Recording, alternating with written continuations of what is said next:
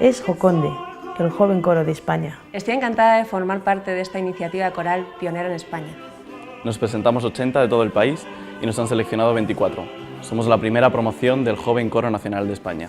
Es un proyecto para jóvenes, formativo y artístico. Joconde es un proyecto de emprendimiento ya consolidado en otros países de nuestro entorno, como Alemania, Francia, Noruega, Gran Bretaña. Por eso, cuando supe que se ponía en marcha en España, me puse las pilas.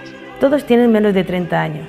Joconde quiere dar una oportunidad a estos jóvenes para que adquieran una sólida formación coral. La verdad es que la selección ha sido muy dura.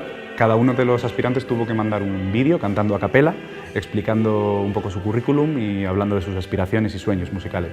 Para mí es un privilegio formar parte de Joconde. Mi sueño, María Callas.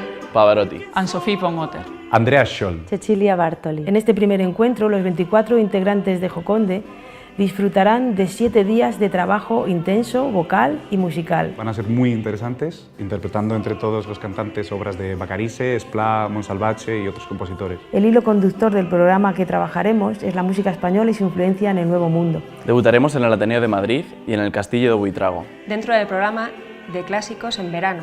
7 días geniales de música para nosotros. Cantando. Actuando. Conviviendo. Aprendiendo. Haciendo música.